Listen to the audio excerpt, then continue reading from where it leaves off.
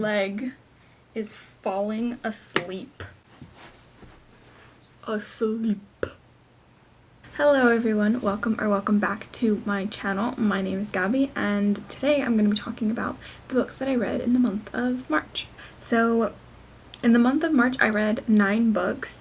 5 of those were books that I wanted to read, and 4 of them were books that I needed to read for school. So I think the way that I'm going to set up this video is I'm going to do the books that I wanted to read first, and then quickly summarize my thoughts on the books that I had to read for school.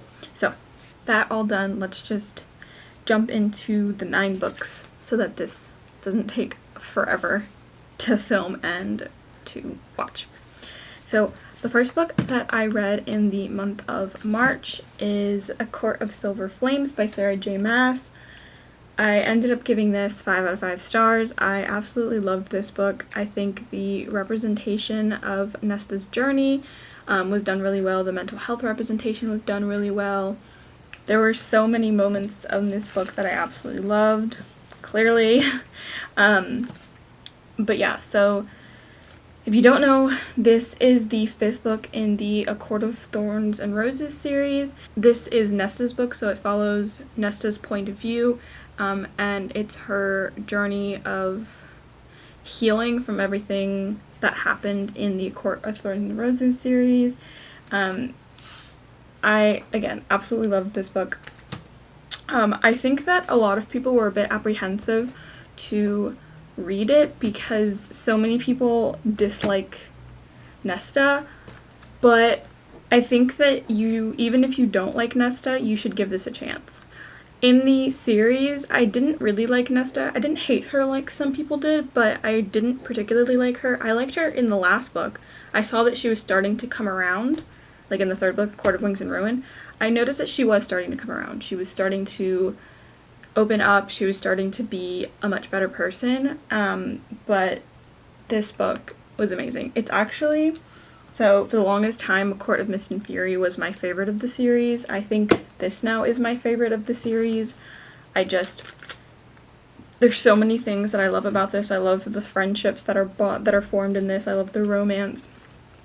I love the fact that it's more of a journey of mental health than anything else. Like, yes, there's a plot, and obviously the plot is gonna play into the next couple of books, but I just liked seeing the relationship between all of the characters and how they all interacted and how they all responded to Nesta at the beginning of the book and how they end up responding to her by the end of the book. I just think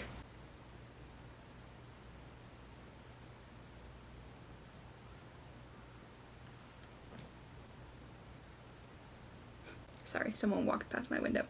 I just think it was really, really well done, and yeah, I absolutely loved it.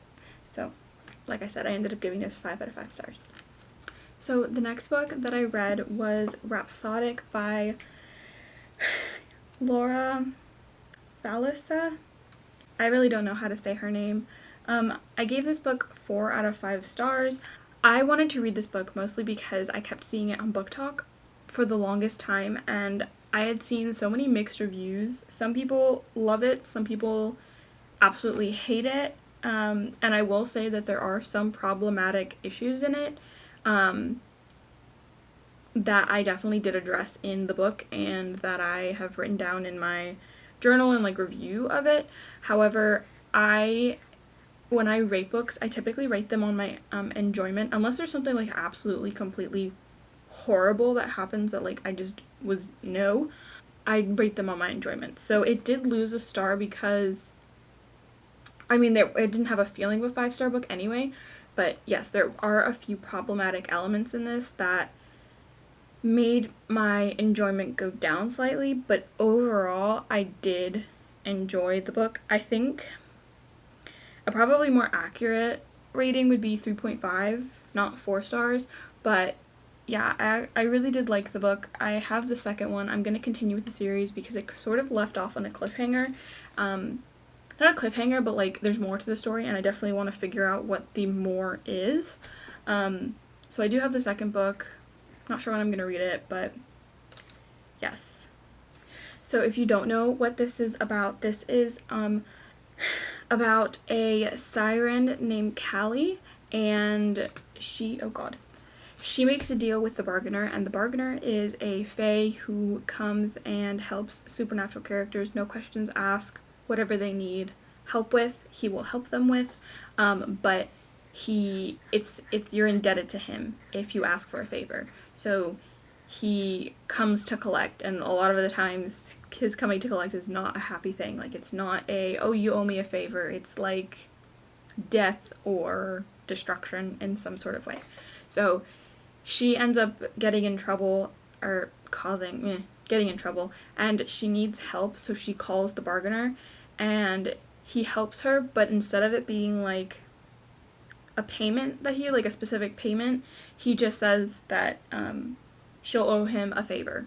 They then develop a friendship, and she ends up collecting like 300 plus favors from him, and it's 7 years later, and he's finally come to collect. She hasn't seen him in 7 years, and he comes to finally collect on all of the favors, and the story kind of unfolds from there. Like I said, I ended up giving this 4 stars, but it's probably 3.5 to 4 stars around there. So yes. Well, I guess it's not really the next book, but whatever. The next book I'm going to talk about is Monstress Volume 1, Awakening, by Marjorie Liu and Sana Takeda. I think is how you say it. I'm not entirely sure, but that's how I think you say it. So I ended up giving this 4 out of 5 stars. I really like this. I have the second volume, and I'm really excited to continue with it.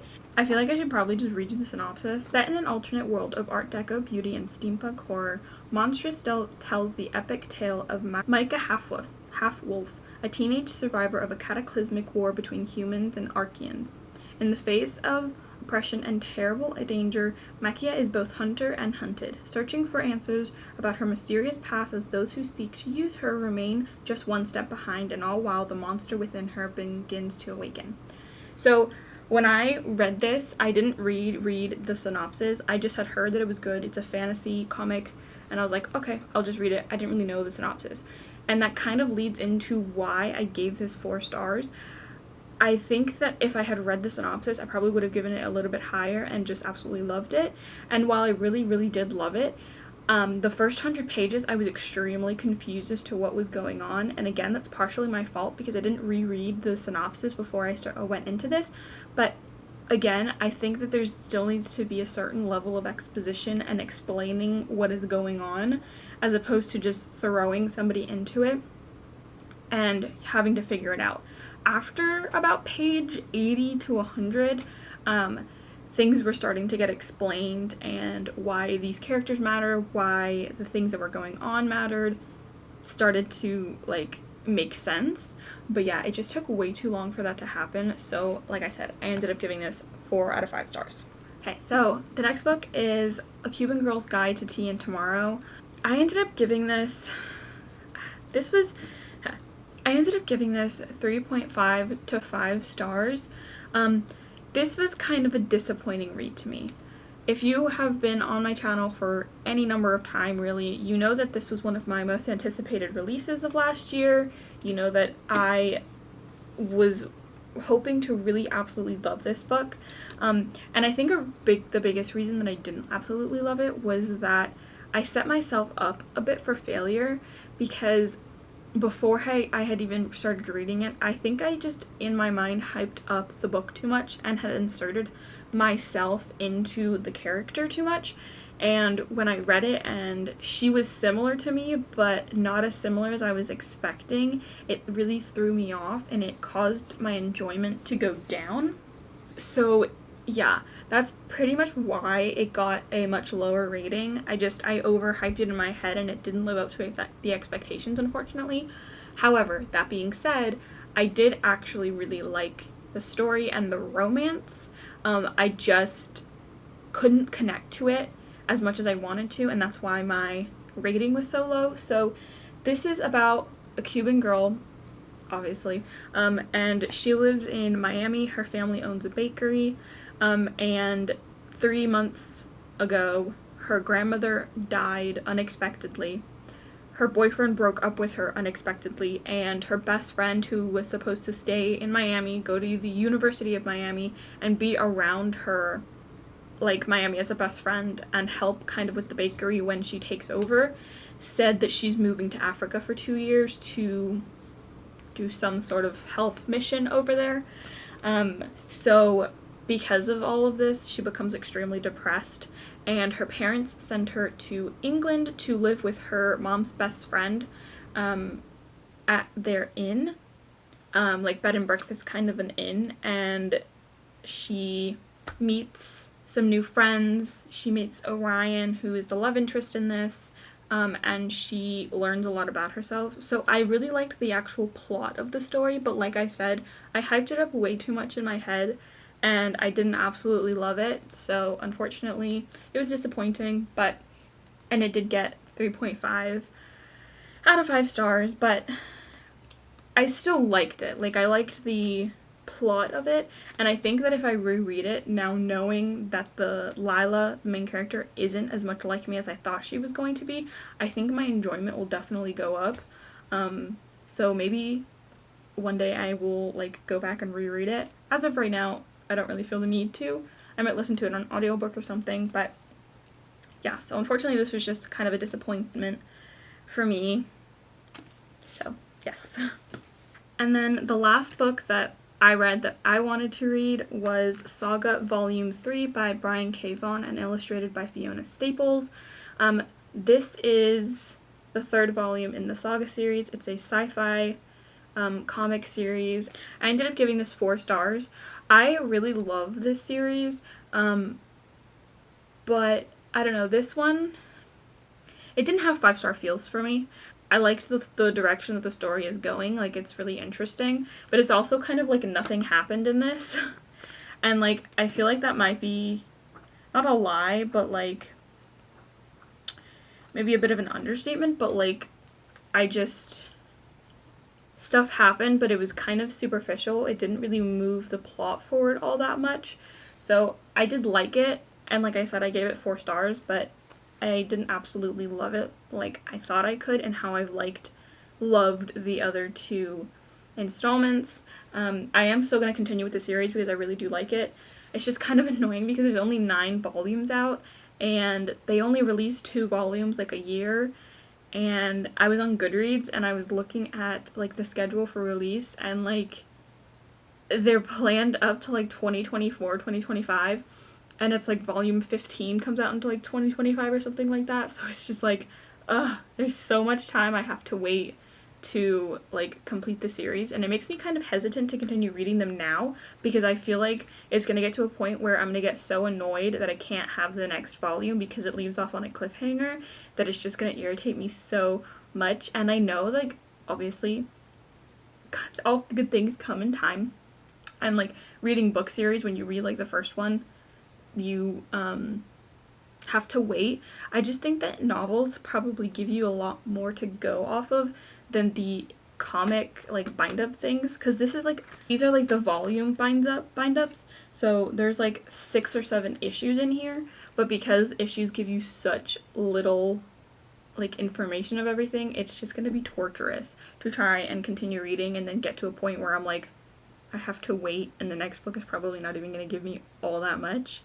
So it is what it is, but like I said, I gave this 4 stars. I really, really liked it. Can't wait to read the next one, even though I'm probably going to be dreading when I finish all 9 volumes that are already out. So those are all of the books that I personally wanted to read in the month of March. Overall, I'd say it was an okay month. The books that I've read this year haven't been absolutely fantastic. I've only had 3 5-star reads in the, like, 20-some books that I've read. Granted, a lot of the books that I have had to read are for school, but still. So, yes. So the next 4 books are going to be the books that I read for school. So the first book that I had to read for school was Good Kings, Bad Kings by Susan Nussbaum. I ended up giving this 4 stars. I have found this one class, Neurodiversity in Young Adult Literature, that the books in it I absolutely love and really, really enjoy. And this one was no exception. This follows a bunch of perspectives, and it is basically about this home. I can't remember what it's called, but this like nursing home for children with disabilities or mental health issues. But it really highlights how horrible the system is and how horrible this like nursing home and living conditions are. There are kids anywhere from 10 years old all the way up to adults who are considered mentally not mentally developed enough to the fact that there is a 22-year-old still living there and is treated as a child. Some of the people in this institution are absolutely horrible to these children, and it really highlights the problems that I think a lot of people overlook when they talk about people with disabilities. So it's just an absolutely heart-wrenching book that it made me cry. I'm not going to say why it made me cry because of spoilers, but it made me cry, and when I was discussing it in class, I had accidentally read too far ahead, and the too far ahead chapters were the ones that made me cry, so I had to wait a couple of days. I didn't want to give anybody spoilers by saying that I had already read it and that I was absolutely devastated, so it really hit me. But yes, I gave it 4 stars. I absolutely loved it. The only thing that I didn't entirely love was the last couple of chapters. I thought they were just a little odd, but overall, absolutely loved it. 4 out of 5 stars. Definitely recommend for disability rep and mental health rep. The next book, though it's not really a book, it's a short story that I had to read, was 9 Lives by Ursula K. Le Guin. This is so I have a class that's completely centered around Ursula K. Le Guin, so we've been reading a bunch of her works. This was one of them. This is one of her earliest sci-fi short stories, and honestly, I'm not loving her work, and I ended up giving this 3.5 out of 5 stars. This one's actually one of the ones that I found more interesting, but it's just a really weird, interesting, story, and like I said, it's one of the ones that I actually liked from her. Then the next book that I had to read was The Lathe of Heaven, also by Ursula K. Le Guin, and I ended up giving this 3 stars. The concept of it was really interesting, and the more that we talked about it in class, the more I was like, okay, I started to kind of appreciate and understand the book more. But when I first initially read it, I was highly confused, and the book was just weird. So it's a very strange novel. It's a very sci-fi heavy novel, and I didn't really care for it, so I ended up giving it 3 out of 5 stars. And the last book that I read for class was Pet. I don't want to butcher their name, so I'm just gonna leave this up here. I ended up giving this 4 out of 5 stars. I absolutely loved this book. It had such an interesting plot, had such an interesting sort of weirdness to it. Lots of representation. I really, really liked it, and it's a really good story. It's super whimsical, super magical realism, because it's you don't know if this is real or if it's not real. It's really, really strange. But like I said, I ended up giving it 4 out of 5 stars. I absolutely loved it. I loved our conversation in class about it. And yeah, it was a really, really good book. Okay, so those are all the books that I read in the month of March. Overall, I think I had a really good reading month. Like I said, 9 books is great to read in a month, especially for me, which I'm such a slow reader. Please do leave a comment down below. Let me know if you've read any of these books. Let me know what your thoughts were on them. Want to follow me on social media? All the links are in the description below. If you like this video, please give it a thumbs up and a like. Please do, like I said, comment again. I really, really appreciate reading comments. I think it's so fun to see how someone took time out of their day to comment on my video. I love seeing them. And if you like this video, please do consider subscribing. And if you made it to the end of this video, please leave an alien emoji. I thought of that because I'm looking at Saga. Leave an alien emoji in the comments if you made it all the way this far, and I will see you in my next video. Bye!